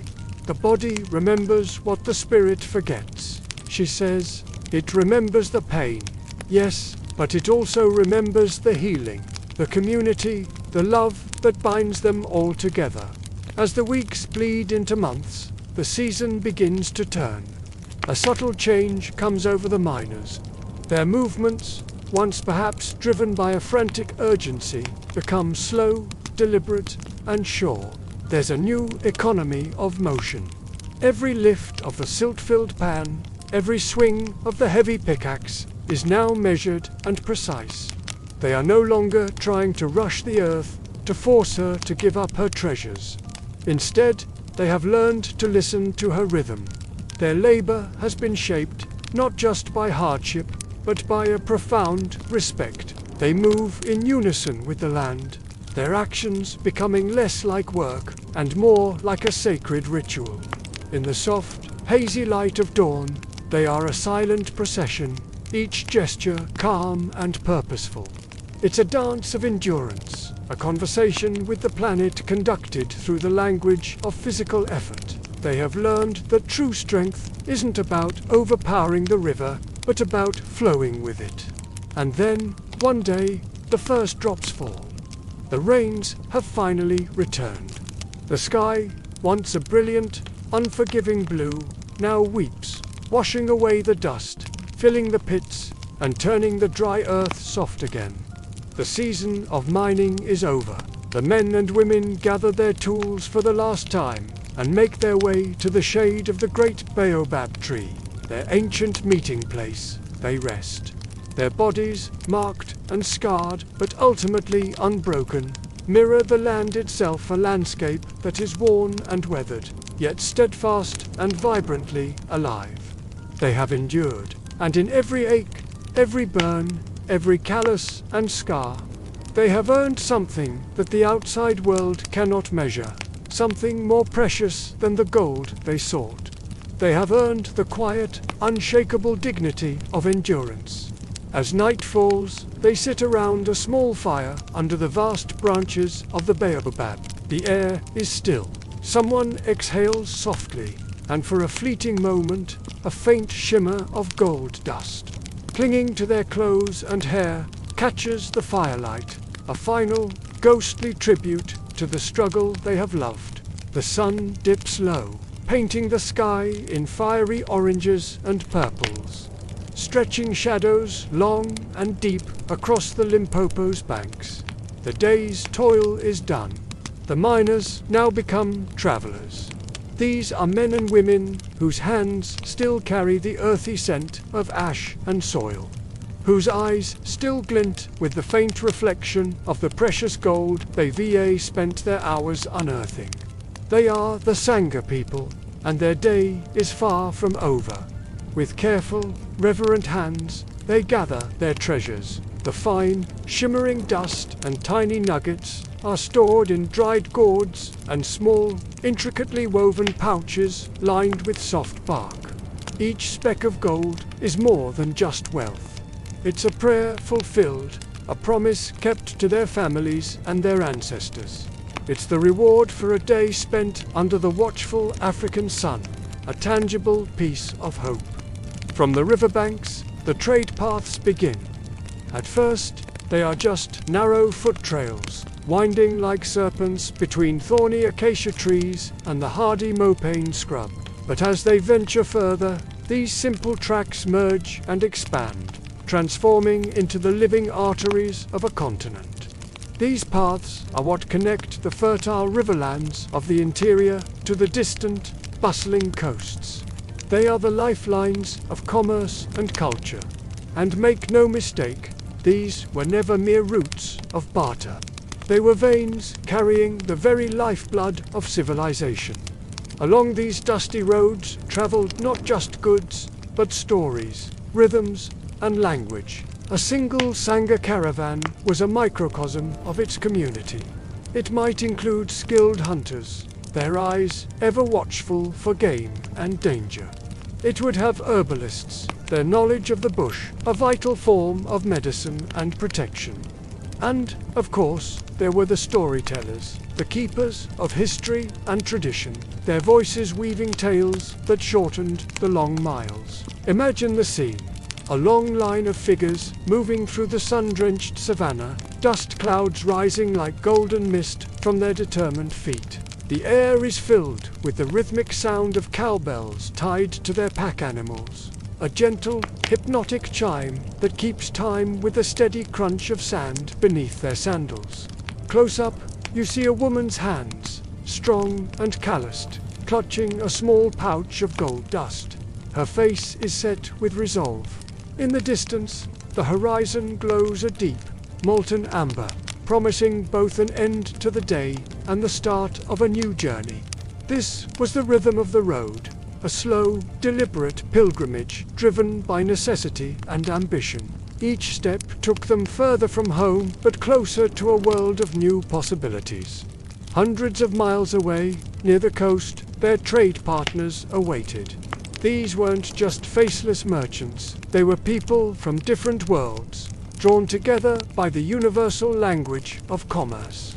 There were the Swahili merchants, sophisticated and shrewd, their dhows sailing the monsoon winds.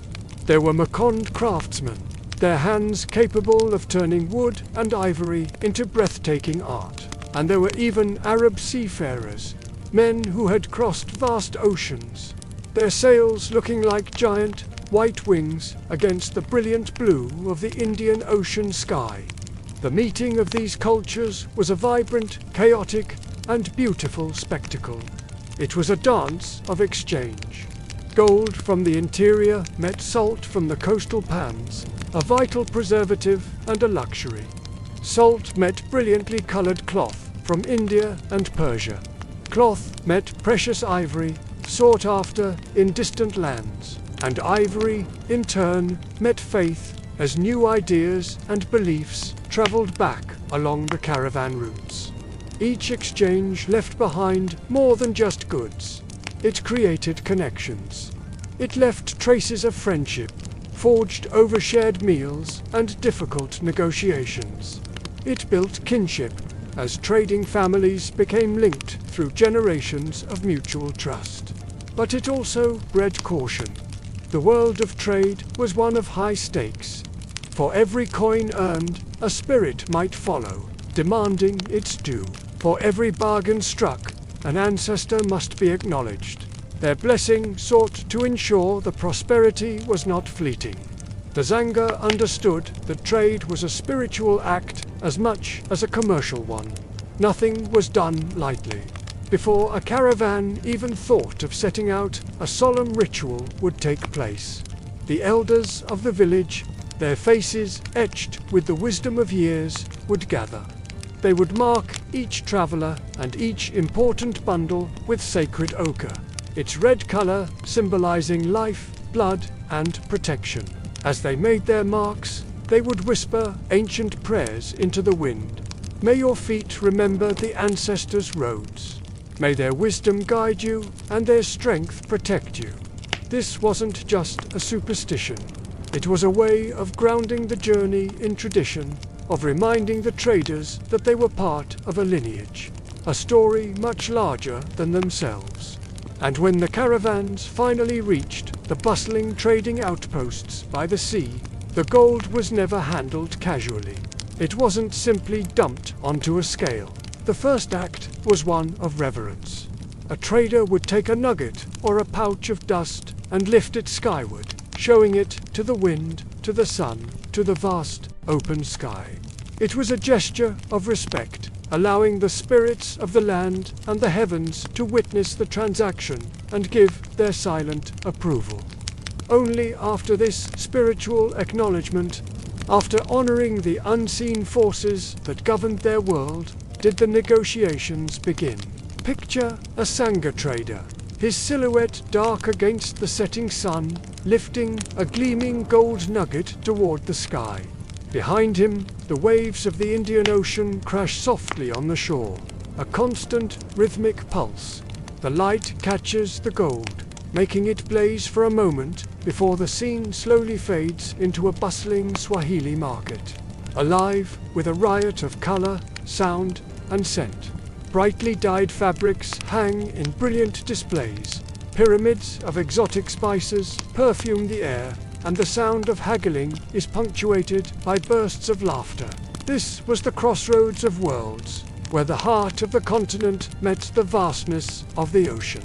Through these intricate exchanges, the Tsonga learned more than just the art of the deal.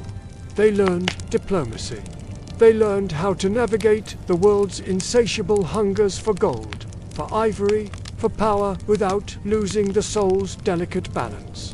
They understood that to trade successfully, you had to understand people, their customs, their fears, and their desires. You had to know when to be firm and when to be flexible, when to speak and when to listen. Their caravans became silent teachers of humility and wisdom. The men and women who left their villages carrying heavy pouches of gold returned with something more valuable. They returned with stories of faraway places. They brought back cloth that smelled of the sea breeze and spices that carried the warmth of distant suns. They came home with beads carved from ocean coral and shells that whispered the secrets of the tides. They returned not just wealthier, but wiser. Their view of the world expanded, their understanding of humanity deepened. Of course, this path of trade was a double-edged sword. It was a path of both promise and peril. For every successful journey, there were tales of those that were not. Bandits, cloaked in the shadows of the bush, were a constant threat. Fever, carried by the bite of a mosquito, could strike down the strongest traveler without warning. And betrayal, the most bitter poison of all, always lurked just beyond the next hill. Sometimes from a stranger, sometimes from a supposed friend. The journey was a test of endurance, courage, and faith. Yet the traders moved on. They continued to walk the ancestral roads, season after season, generation after generation.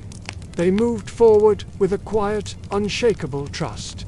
They believed that the same spirits who guarded the great Limpopo River, the source of their life and their gold, would also watch over them on the long, dusty road. They walked in the footsteps of their ancestors, carrying the weight of their people's future, one careful, determined step at a time.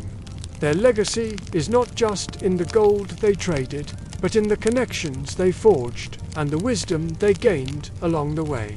Have you ever wondered what it takes to journey into the unknown? For the Tsonga traders of ancient southeastern Africa, it wasn't just about packing goods and charting a course. It was about forging a sacred pact with the world, both seen and unseen.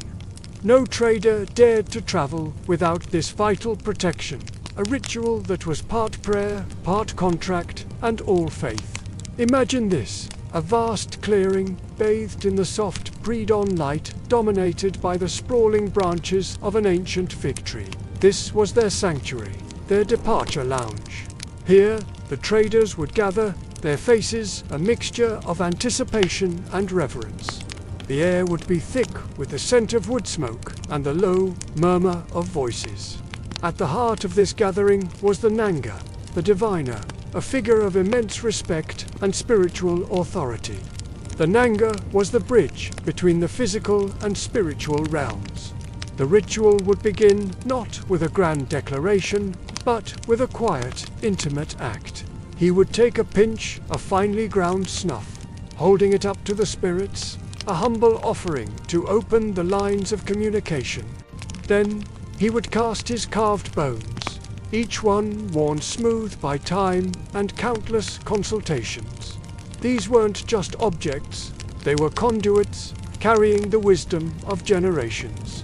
The way they landed held secrets, warnings, and promises for the journey ahead. This ritual wasn't just about asking for safety. It was about acknowledging the balance of the world. A small, hollowed-out gourd, a calabash, would be brought forward. Into it, a pinch of precious gold dust was sprinkled, shimmering in the firelight. But it wasn't left alone. It was mixed with clay scooped from the riverbank and a few drops of goat's milk. This mixture was a powerful symbol, a tangible reminder that wealth must never be allowed to outgrow gratitude. It taught that prosperity was rooted in the earth, in the community, and in the blessings of the spirits. True wealth wasn't just the gold you carried, but the humility you carried with it. As the fire crackled, casting dancing shadows and painting the faces of the traders in flickering oranges and reds, the most personal part of the ritual began. The Nanga and his assistants would move through the crowd, tying charms to the wrists of each traveler. These weren't mere decorations. Each one was a vessel of meaning, a piece of ancestral wisdom made real. You might see a piece of a crocodile tooth being tied to a strong wrist. This charm was a lesson in strategy. It reminded the traveler to move with the silent patience of a crocodile stalking its prey, to observe, to wait for the right moment. But it also promised that if threatened, they should strike with the same ferocious, decisive power. It was a balance of stealth and strength. Another trader might receive a soft, delicate owl feather. This was a symbol of heightened awareness. The owl, a creature of the night, sees and hears what others miss. The feather was a constant prompt to listen to the whispers of the world, to pay attention to the omens in the rustle of leaves or the cry of a distant bird. It was a reminder that the most important warnings often come in the quietest forms. And then there were the simple, smooth river stones, chosen for their resilience. These stones had been shaped by the relentless flow of water over millennia. They symbolized endurance, the patience of the riverbed itself. For a trader facing a long, arduous journey, this stone was a source of strength. It was a reminder to persevere through hardship, to remain steadfast and unyielding, just as the stone withstands the current. Each charm was a piece of a larger puzzle, a tangible connection to the forces of nature and the spirit world that would guide them. As the charms were secured, a new sound would emerge, rising from the gathering. It started as a low, slow melody, a single voice calling out to the ancestral spirits who walked unseen among them. Then another voice would join, and another, each one layering upon the last. The individual melodies would weave together, forming a powerful, resonant chant that seemed to hover in the air, a bridge between this world and the next. This wasn't a song of entertainment. It was a song of invocation, a harmonic plea for guidance and protection from the ones who had walked these paths before. The diviner, the Nanga, would return to his mat of woven reeds. With a deft flick of his wrist, he would throw the bones again. Their clatter on the mat would cut through the chanting, and all eyes would turn to him. He would lean in, his gaze intense, reading their pattern like the lines on a map. The arrangement of the bones, the way they pointed, which ones were close, which were far apart, held specific meanings. He might look up, his voice low but clear, and deliver a warning. "Beware the hill that hums," he might say, pointing to a specific direction. This wasn't a literal humming, but a spiritual one, a sign of restless or malevolent energy in that place. Or he might caution, "Do not cross the river when the owl calls thrice," linking a natural event to a spiritual taboo. These weren't superstitions. They were a complex system of understanding, a way of navigating a world where every event had meaning. In the Tsonga worldview, nothing was truly random. A sudden rock slide, a flooded river, an encounter with a predator, these were not mere accidents of nature. Danger was seen as a message that had gone unheeded, a warning that had been ignored. The rustling leaves they had dismissed, the strange call of a bird they had overlooked. These were the whispers of the world trying to guide them. Therefore, every journey was as much a spiritual pilgrimage as it was a physical expedition. The traders knew that their success depended not just on their physical strength or their knowledge of the trails, but on the alignment of their spirit with their purpose. They had to be in harmony with the world around them. This belief system provided a framework for dealing with the inevitable challenges of the road. When storms gathered on the horizon, dark and menacing, or when a sudden illness struck a member of the caravan, they didn't despair. The leader of the group would perform a small, personal ritual. He would build a tiny fire and burn offerings, a pinch of salt for purification, a sprinkle of precious gold dust to show respect, and a handful of crushed, aromatic herbs to appease the spirits. As the smoke curled upwards, he would whisper the names of the ancestors, calling on them directly, reminding them of their connection and their responsibility to their descendants. It was a way of re-establishing balance, of asking for intervention and renewing their pact. Conversely, moments of good fortune were met with equal reverence. When a harsh wind that had been blowing against them suddenly shifted, filling their sails or making their walk easier, it was not seen as a coincidence. The traders would pause, turn their faces to the wind, and whisper words of thanks. They were acknowledging the unseen guardians they believed were walking beside them, the ancestral spirits who had heard their pleas and cleared their path. This constant dialogue with the unseen world, in both hardship and ease, kept their faith alive and their purpose clear. Their protection, therefore, didn't come from a place of fear. They didn't cower before the spirits or view the world as a terrifying, hostile place. Instead, their protection was born from an unshakable faith. It was a deep and abiding trust that life and spirit, the physical and the metaphysical, were all bound together by invisible threads. They saw themselves as part of a grand, interconnected web of existence. Their rituals, their charms, their songs, these were all ways of tending to those threads, of ensuring their connection to the whole remained strong and unbroken, and the proof was in the return. Each time a caravan made its way back from the coast, their bags laden with goods, their bodies weary but their spirits intact. It was a testament to their faith.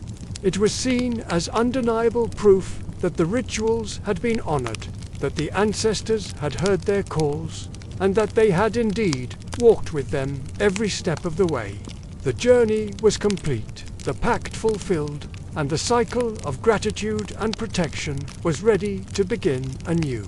The rhythmic, deep beat of drums thunders across the valley, a sound that pulses with life, a promise of arrival. Long before the eye can see them, the heart knows the caravans are returning.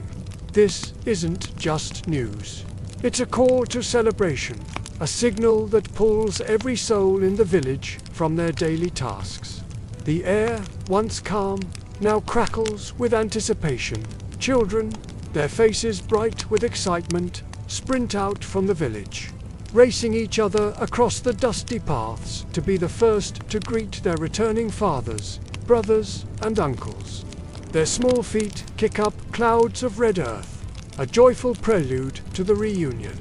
Back in the village, under the cool shade of the acacia trees, the elders wait. Their faces, etched with the wisdom of seasons, are calm, but their eyes gleam with a deep, unmistakable pride. They are the keepers of tradition, the anchors of the community, and this moment of return is a validation of everything they stand for: the courage of their people, the guidance of their ancestors, and the enduring strength of their home. As the first figures of the caravan appear on the horizon, a wave of cheers erupts, sweeping through the gathered crowd. The long journey is over. The dust of distant lands is shaken from their feet. But the stories are just beginning. The reunion is a powerful sight, embraces that speak of long months apart, laughter that washes away the hardships of the road, and tears of relief that water the very ground they stand on. This is more than a homecoming. It is the village becoming whole again. The Feast of Return is an event woven into the very fabric of their culture. It's far more than a simple party celebrating successful trade. It is a profound reaffirmation of life itself, a vibrant, communal expression of gratitude. The preparations begin immediately. Goats, a symbol of prosperity and sustenance, are prepared for the communal meal. The rich, earthy aroma of roasting meat soon fills the air, mingling with the sweet, fermented scent of sorghum beer being ladled from large clay pots. This feast is for everyone, a testament to their shared destiny and mutual reliance. But before a single bite is taken or a single drop of beer is drunk, the most important ritual must be observed. In the heart of the village stands the ancestral shrine, a humble yet sacred space. Here, the traders, led by the elders, perform the first act of their return. They carefully take a portion of the precious gold dust they brought back the fruit of their long and perilous journey and place it upon the shrine. The glittering dust catches the sunlight, a golden offering. The message, passed down through generations, is unspoken yet universally understood.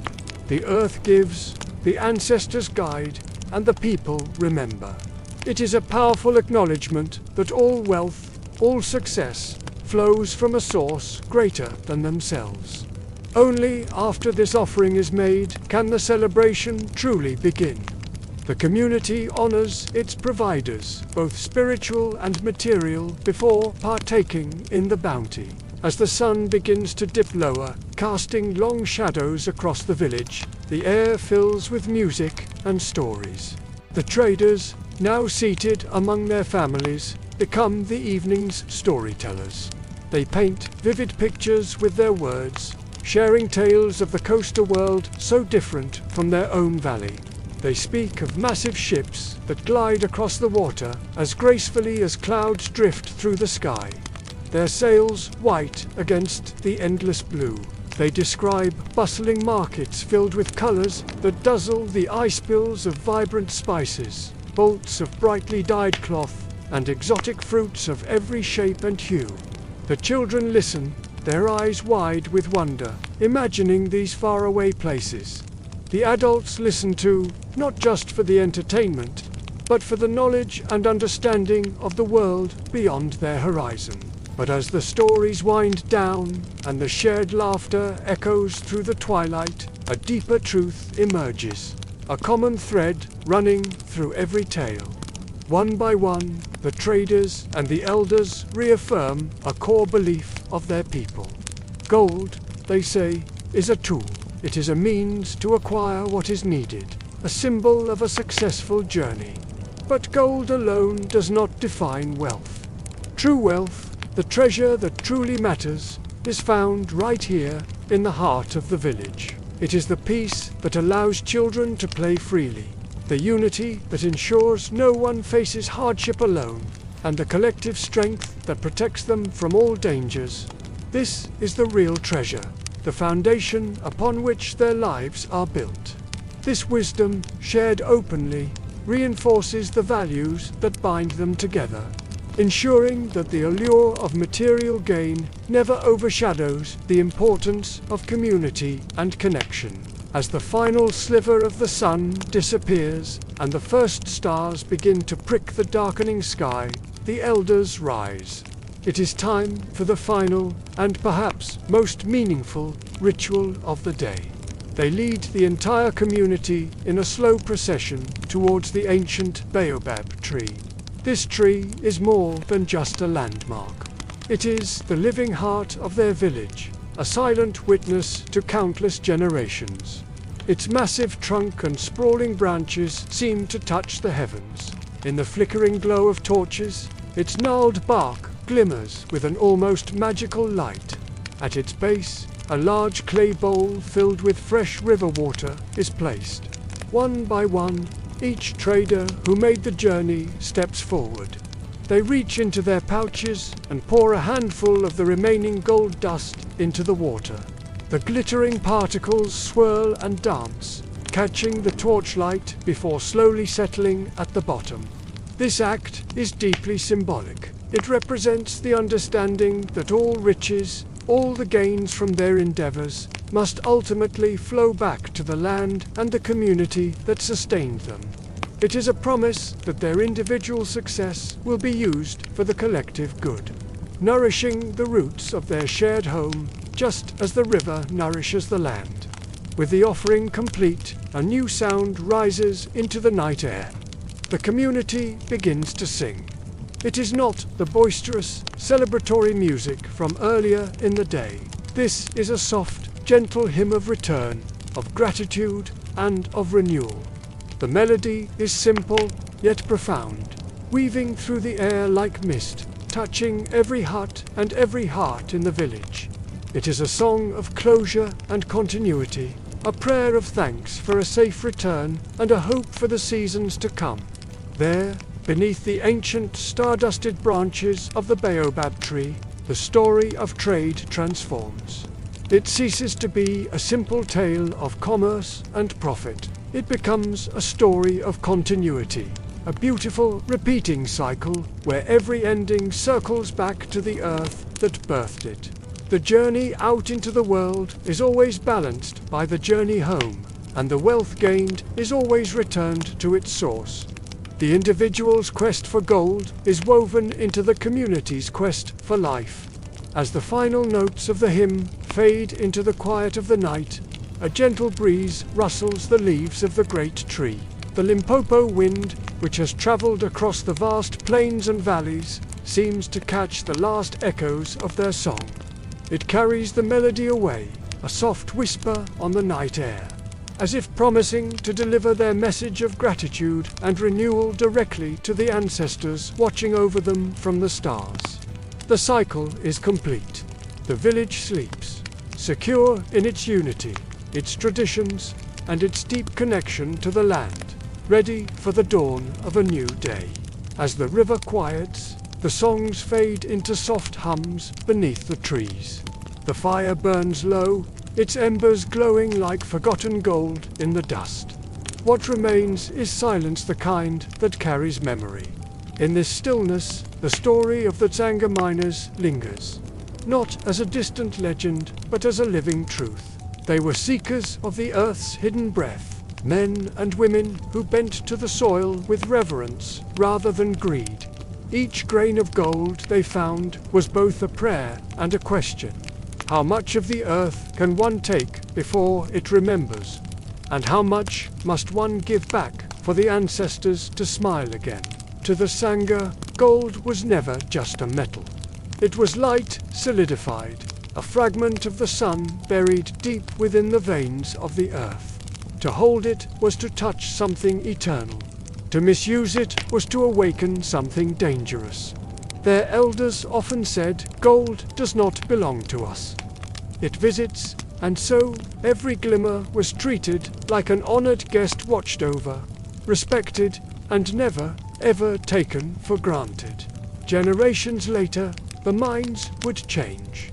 Deeper tunnels were carved, louder tools echoed through the hills, and new hands sifted through the earth. But the whispers remained. Even today, when the wind blows through the valleys of the Limpopo, it carries the faint rhythm of those ancient pans and chants. The land remembers who first sang to the soil. The river remembers whose sweat it carried down to the sea. What began as an act of survival became something sacred, a profound dialogue between human will and the earth's deep, quiet patience. The Tsonga miners learned that true endurance is not merely strength, it is humility before the vastness of time. Their courage wasn't the roar of conquest, but the quiet persistence to rise with each dawn, to face the relentless heat, the unyielding stones, and the great unknown, guided only by faith and by song. In their eyes, gold did not define a person's worth, character did. A man was measured not by how much he found, but by how much he honored what he found. A woman's wisdom was not in her wealth, but in her understanding that all abundance carries with it a great responsibility. The miners' courage lived on, far beyond their own lifetimes. It wasn't enshrined in grand monuments or hoarded fortunes, but in the riverside villages that still hum with the songs of their descendants. As the seasons turned, the miners became ancestors themselves, joining the vast lineage that watches from just beyond the veil of dawn. Their spirits rest now beneath the same baobabs where they once gathered, their stories etched into the very soil they tended.